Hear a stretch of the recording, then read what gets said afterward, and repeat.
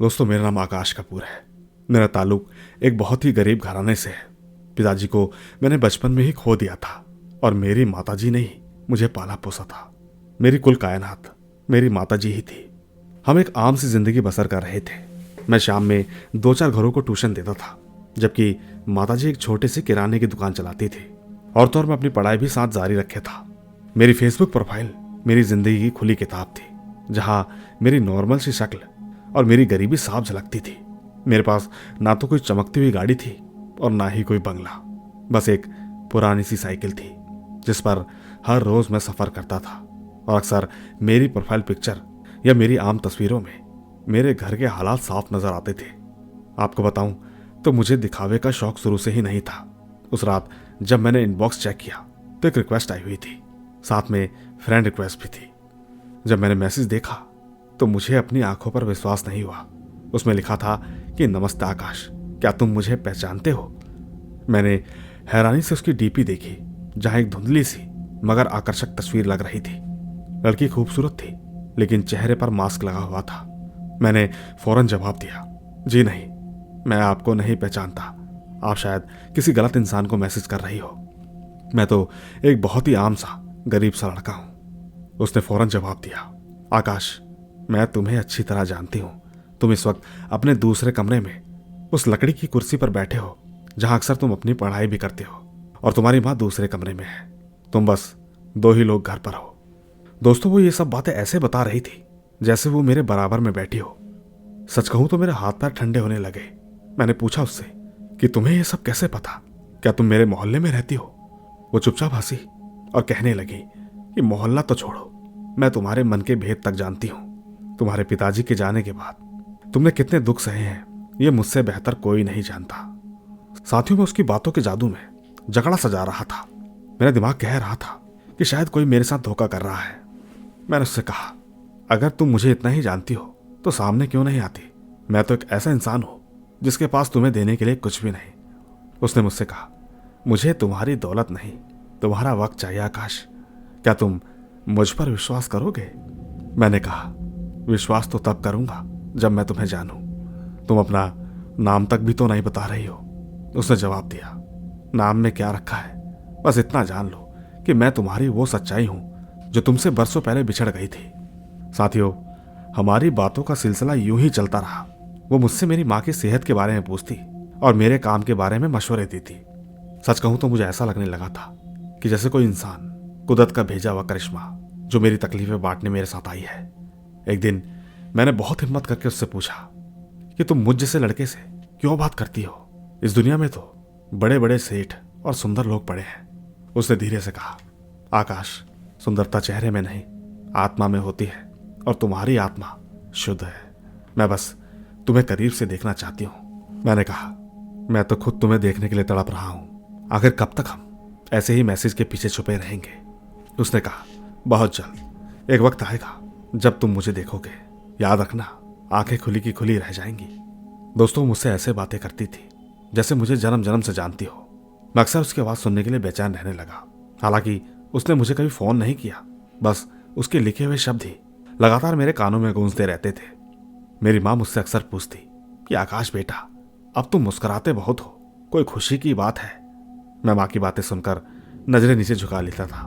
कहता, नहीं माँ, बस ऐसा लगता है कि अच्छे दिन आने वाले हैं। लेकिन दोस्तों, मुझे क्या पता था कि अच्छे दिन नहीं, बल्कि मेरी जिंदगी के आखिरी दिन होने वाले थे। वो अक्सर मुझसे पूछती कि आकाश, क्या तुम कभी अकेलेपन से डरते हो? मैं उससे हमेशा कहता, अब नहीं डरता, क्योंकि तुम मेरे साथ हो। मेरी इस बात पर उसने जवाब दिया, देखना, एक ऐसा वक्त आएगा जब हम दोनों होंगे और चारों तरफ बस सन्नाटा होगा। दोस्तों, उसकी ये बातें मुझे उस वक्त रोमांटिक लगती थी, लेकिन मैं उसके पीछे के खौफ से एकदम अनजान था। मैं उसके जाल में धीरे धीरे ऐसे फंसता चला जा रहा था कि अगर वो मुझे जहर का प्याला भी पीने को कहती तो शायद मैं हंसकर पी लेता। दोस्तों, 6 हफ्ते बीत गए और इन 6 हफ्तों में मेरा पूरा वजूद बदल चुका था। मैं काम पर तो जाता, पर मेरा मन नहीं लगता था। ऐसा लगता कि कब घर जाऊं और उससे बातें करूं। वो अक्सर कहती, आकाश, तुम मेरी जिंदगी का वो हिस्सा हो जिसके बिना मैं अधूरी हूं। मैं भी जज्बाती होकर कहता कि मैंने कभी सपने में नहीं सोचा था कि कोई इतनी सुंदर और समझदार लड़की मुझ जैसे मिट्टी के इंसान से प्रेम करेगी। वो मुझसे कहती कि प्रेम की कोई हद नहीं होती और ना ही कोई जात पात, बस एक विश्वास का धागा होता है। साथियों, सच कहता हूं, मैंने सपना मान लिया था। यहां तक कि मैं अपनी मां से भी बातें छुपाने लगा था। वो मुझसे बार बार कहती कि देखो, किसी को हमारे बारे में बताना नहीं, वरना हमारी ये खुशी को किसी की नजर लग जाएगी।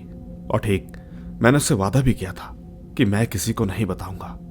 पर खैर, एक रात जब बारिश बहुत तेज हो रही थी तो उसने मुझे मैसेज किया, आकाश, क्या तुम मुझसे मिलने के लिए तड़प रहे हो?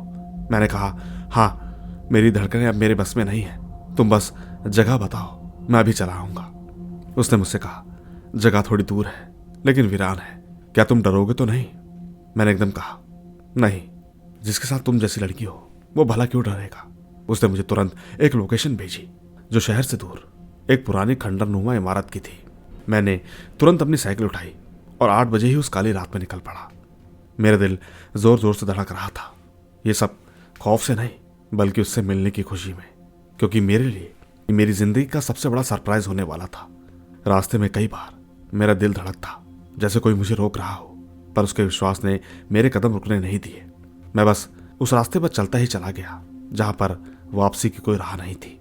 बस यूं समझ लीजिए कि मैं उसके जाल में इस कदर जकड़ा हुआ था कि मुझे अपने आसपास की सरगोशियां भी सुनाई नहीं दे रही थी। बस उसका चेहरा देखना चाहता था, वो चेहरा जिसने मेरी सादी सी जिंदगी में एक ऐसा तूफान खड़ा कर दिया जिसने सब कुछ तहस नहस कर देना था। खैर, मैं जैसे ही उस खंडर के करीब पहुंचा तो ठंडी हवाओं के झोंकों ने अचानक मेरा स्वागत किया। उस वक्त मेरे जहन में बस 2 ही लफ्ज थे, आकाश, मैं तुम्हारा इंतजार कर रही हूं, जल्दी आओ। तुमसे मिलने के बाद मुझे जल्दी घर भी जाना है। मैं अपनी सहेली का बहाना करके आई हूं। दोस्तों, सच कहता हूं, मैं उसके ऐसे करीब जा रहा था कि जैसे मैं कोई कुर्बानी का जानवर हो जिसे मालूम ही ना हो कि वो किसी लालच में कसाई खाने जा रहा हो। मैंने उसके मैसेज का रिप्लाई करके अपनी जिंदगी की सबसे बड़ी भूल कर दी थी, जिसका पछतावा मुझे अगले कई जन्मों तक रहने वाला था। मैं ठीक अपनी साइकिल को सड़क के किनारे झाड़ियों में छुपाकर उस आलीशान मगर खस्ता हाल इमारत की तरफ बढ़ने लगा, जिसकी दीवारों से पीपल की जड़ें किसी सांप की तरह लटकी हुई थी। सन्नाटा गहरा था, मुझे अपनी सांसों की आवाज भी किसी हथौड़े की तरह सुनाई दे रही थी। हवा में एक अजीब सी गंध थी जो कि मेरे फेफड़ों से उतरकर मुझे अजीब सा एहसास दिला रही थी, लेकिन मेरा मन बस उसकी एक झलक का प्यासा था जिसका वादा उसने मुझसे किया था। मैंने अपना थूक निगलते हुए आवाज दी, यहाँ कोई है, मैं आ गया हूं, क्या तुम मेरी आवाज सुन रही हो? तभी मुझे पुराने दरवाजे के पीछे से धीमी और रसीली सी हंसी सुनाई दी जो कि उस भयानक माहौल में किसी मीठे जहर की तरह घुल गई। मुझे आवाज आई, आकाश, तुम तो वाकई बहादुर निकले। मैंने सोचा था कि शायद तुम इस खंडर को देखकर रास्ते से ही लौट जाओगे। इसके बाद अचानक वो मेरे सामने आई। यकीन मानिए, मेरे पैरों तले जमीन खिसक गई। वो दिखने में इतनी खूबसूरत थी कि मैं आपको बता नहीं सकता। मैंने उससे हकलाते हुए कहा, तुम इतनी सुंदर हो, मैंने कभी ख्वाब में भी नहीं सोचा था कि तुम जैसी परी मुझ जैसे गरीब के लिए इस वीराने में इंतजार करेगी। वो धीरे धीरे मेरे करीब आई और ठीक उसके बदन से उठने वाली खुशबू ने मेरे दिमाग को सुन्न कर दिया। वो मुझसे कहने लगी, आकाश, सुंदरता तो देखने वालों की आंखों में होती है और तुमने तो मुझे बिना देखे मुझ पर विश्वास किया है। क्या तुम्हें जरा भी डर नहीं लगता? क्या तुम्हें ऐसा नहीं लगता कि ऐसी वीरान जगह पर जहां परिंदे भी पर मारते हुए घबराते हैं, वहां तुम अकेले हो? दोस्तों, मैंने उसके चेहरे से नजर हटाए बिना जवाब दिया। मैंने कहा कि जब तुम मेरे सामने हो तो मुझे काल भैरव से भी डर नहीं लगता। बस एक सवाल था कि तुमने मुझे यहां क्यों बुलाया है? ये जगह तो किसी शमशान जैसी लग रही है। उसने हंसते हुए मेरा हाथ थामा और कहने लगी कि प्रेम के लिए कोई महल नहीं चाहिए होता, बस 2 दिलों का मिलन हुआ जरूरी है।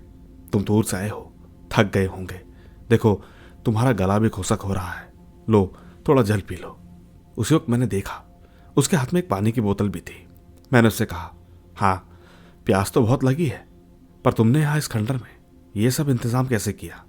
उसने मुझसे कहा, मैं तुम्हारे लिए सब कुछ कर सकती हूँ, बस तुम मुझ पर विश्वास रखो। मैंने जैसे ही उसके हाथ से बोतल ली तो मेरी उंगलियां उसके ठंडे बर्फ जैसे हाथों से टकराई।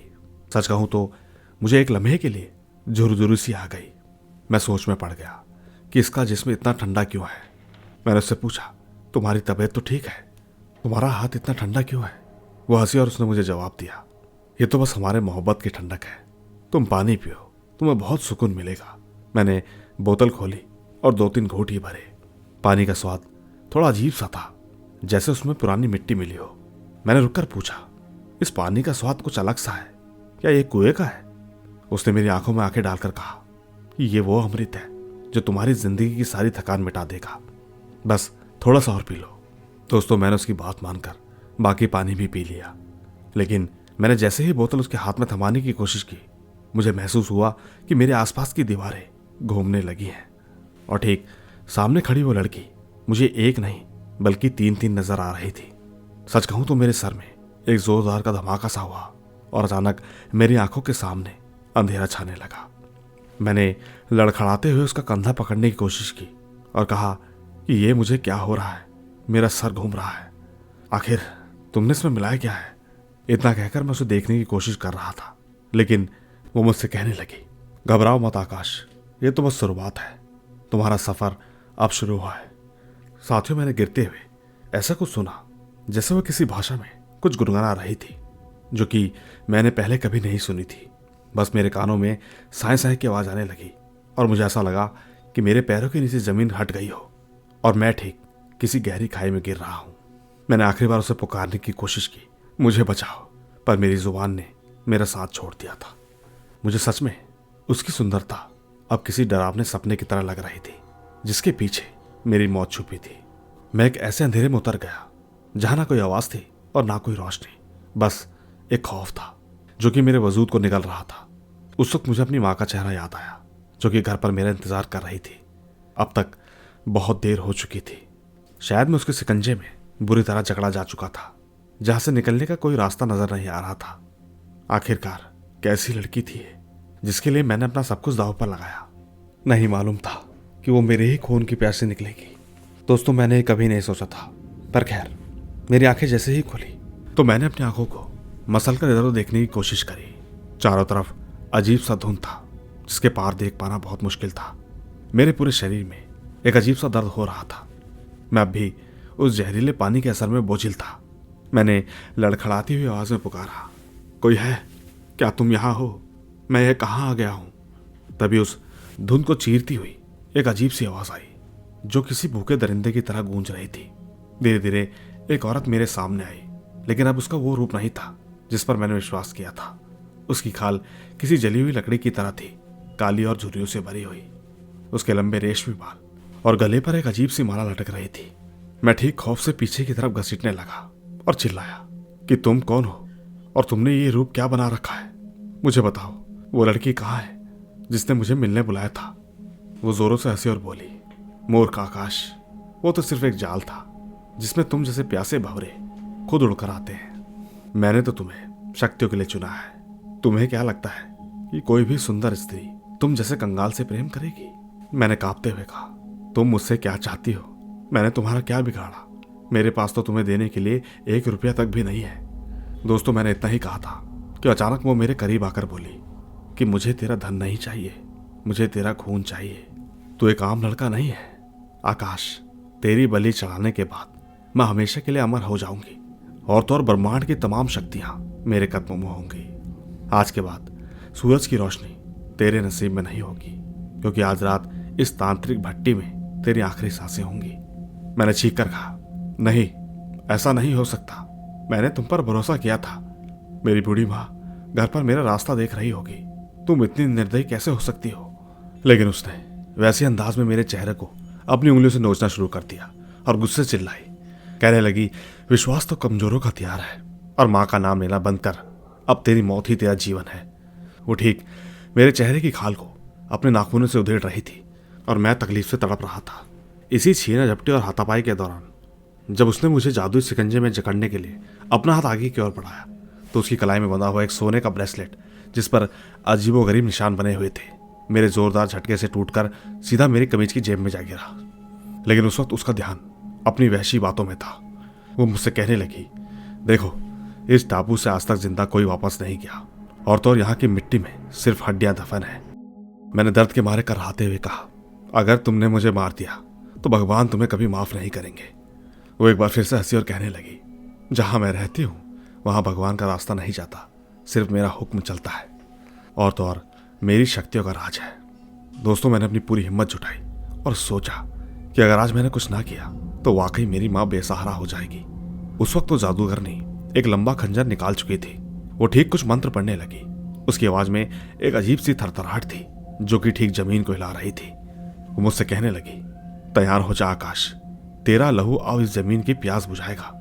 मैंने उसकी आंखों में वो दरंदगी देखी जो इंसानों की नहीं होती।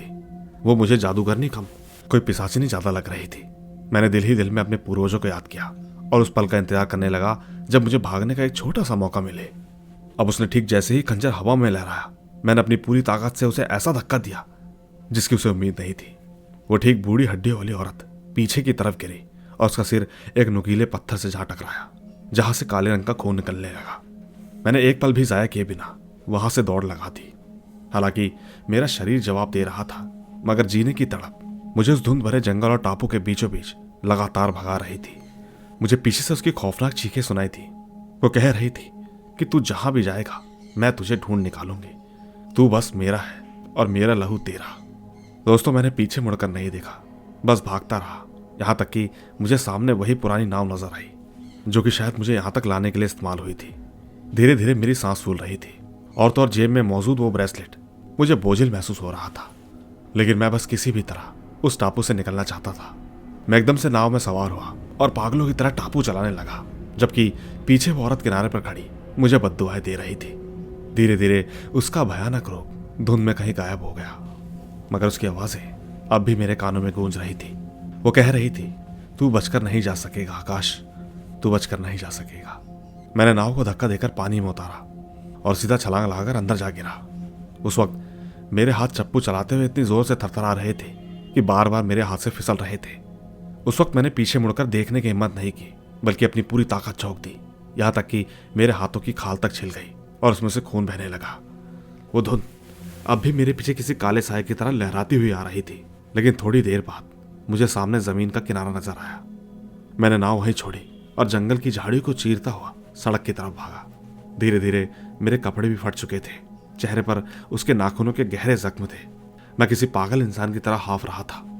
अब ठीक जब मैं मेन सड़क पर पहुंचा तो मुझे दूर से एक ट्रक की लाइट नजर आई। मैंने हाथ हिलाकर उसे रोकने की कोशिश की। ट्रक ड्राइवर ने ब्रेक मारी और ठीक खिड़की से बाहर झांककर डरते हुए पूछा, अरे भाई, तुम कौन हो और तुम्हारी ये हालत किसने करी? कहीं तुम्हारा एक्सीडेंट तो नहीं हुआ? मैंने बदहवासी में उसका हाथ पकड़ा और गिड़गिड़ाते हुए कहा, भाई बस मुझे यहां से ले चलो, मुझे शहर जाना है। न जाने कोई अजीब सी बला मेरे पीछे पड़ी है। वो ड्राइवर मुझे शक की निगाहों से देखने लगा और कहने लगा, भाई तुम कहीं नशे में तो नहीं हो या कहीं से चोरी करके भाग रहे हो? इस वीराने में इस वक्त तुम कहां से आए? दोस्तों, मैंने उसके पांव छू लिए और कहा, मैं गरीब इंसान हूं, मैं अपनी माँ का इकलौता सहारा हूं। वास्ता है तुम्हें भगवान का, मुझे यहां से निकालो वरना वो मुझे मार देगी। उसने तरस खाकर दरवाजा खोला और कहा, ठीक है बैठ जाओ, मगर खामोश रहना। मैं चुपचाप ट्रक में बैठा तो अचानक मेरा पूरा शरीर बर्फ की तरह ठंडा हो गया। मुझे बार बार महसूस होता जैसे ट्रक की पिछली खिड़की से कोई लगातार झांक रहा हो, लेकिन जब भी मैं मुड़कर देखता तो वहां सिर्फ अंधेरा ही होता। ड्राइवर ने पूछा, तुम्हारी जेब में क्या है जो कि इतना चमक रहा है?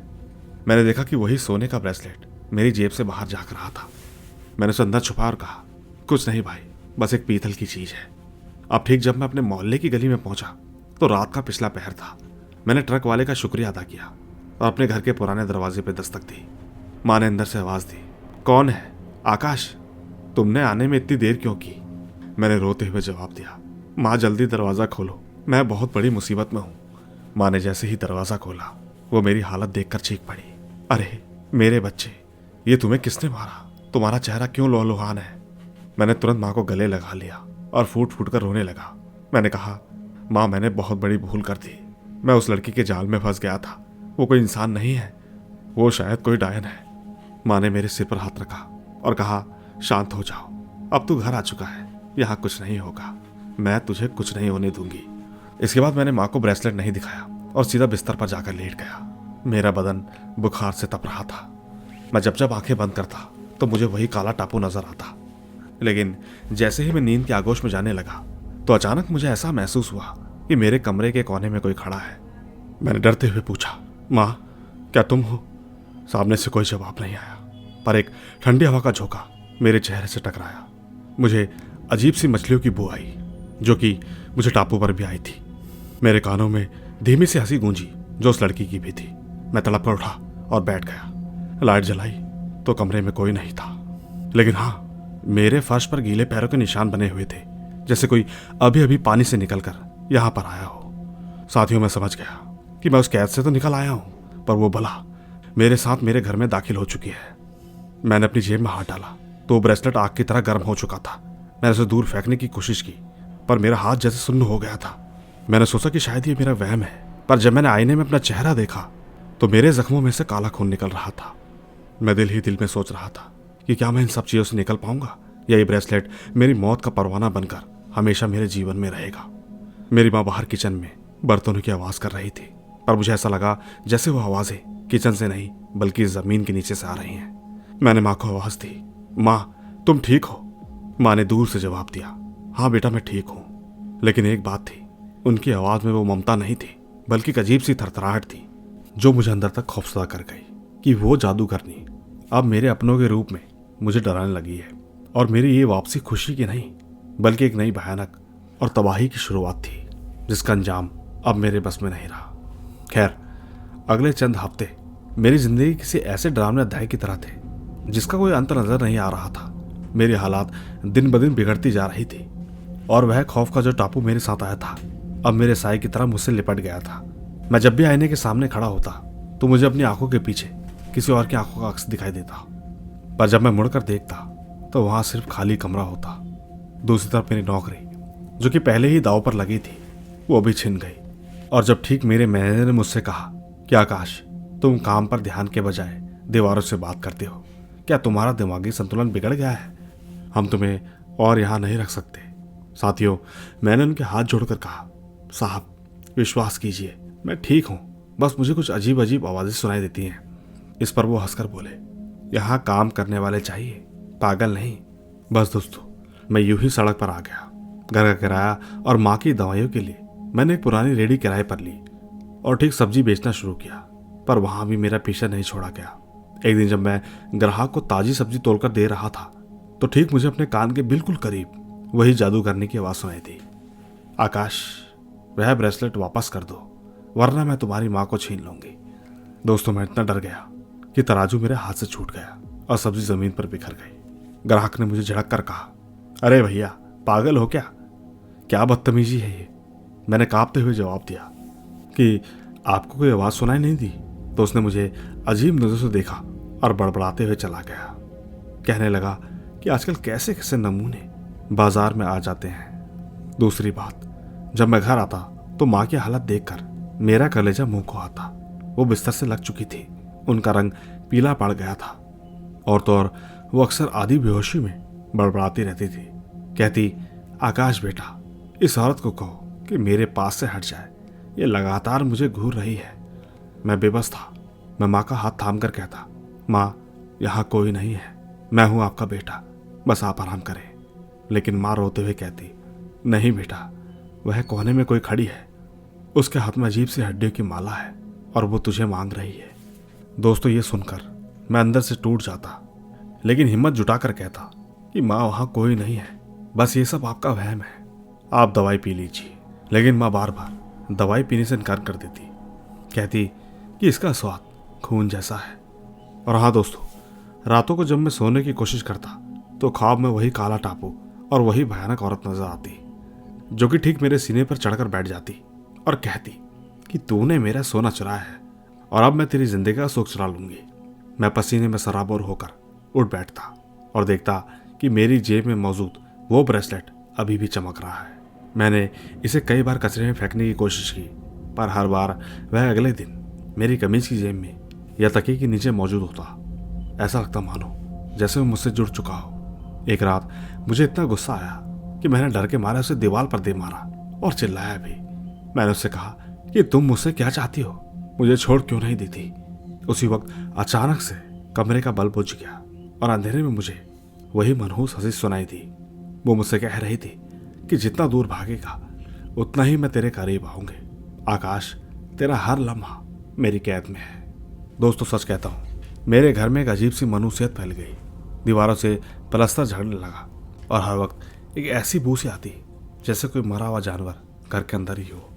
मैंने अपने पड़ोसी शर्मा जी से मदद मांगनी चाहिए और कहा कि शर्मा जी, मुझे ऐसा लगता है कि मेरे घर पे किसी ने कुछ कर दिया है। क्या आप किसी पंडित को जानते हैं? मेरी बात सुनकर उन्होंने दूर से ही जवाब दिया कि आकाश, तुम्हारे घर से ऐसी डरावनी आवाज़ें आती हैं कि मोहल्ले वाले अब यहाँ से गुजरते हुए भी डरते हैं।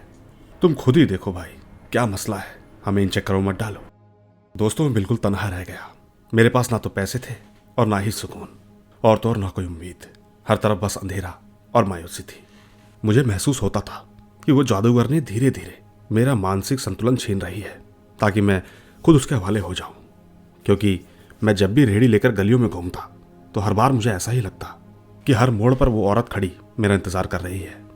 वो मुझे कभी एक बूढ़ी फकीरन के रूप में नजर आती और कहती कि बेटा, मुझे ब्रेसलेट दे दे, मैं तुझे माला माल कर दूंगी। और ठीक जब मैं उसे झड़कता तो अचानक गायब हो जाती। मैं सोच में पड़ गया कि क्या ये सब उस एक रिप्लाई का नतीजा है जो मैंने फेसबुक पर किया था। धीरे धीरे माँ की बीमारी अब इस हद तक बढ़ गई कि वो मुझे पहचानने से भी मना कर रही थी।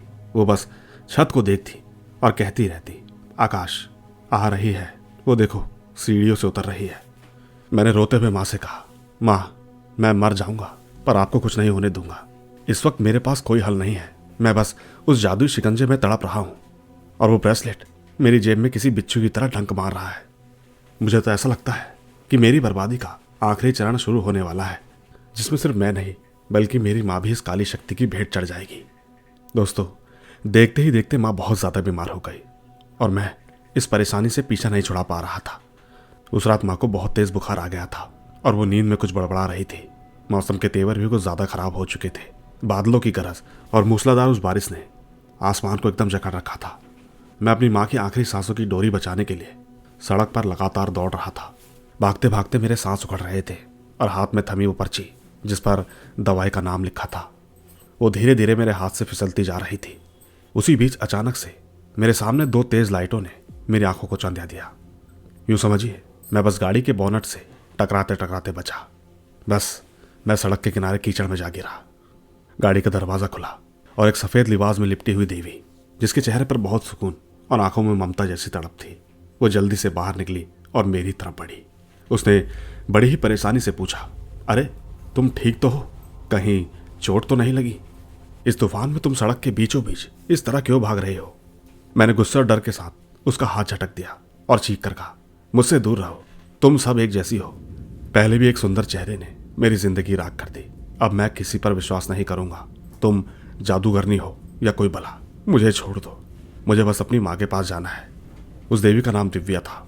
उसने बड़े धीमे लिहाज में कहा, शांत हो जाओ आकाश, हर इंसान एक जैसा नहीं होता।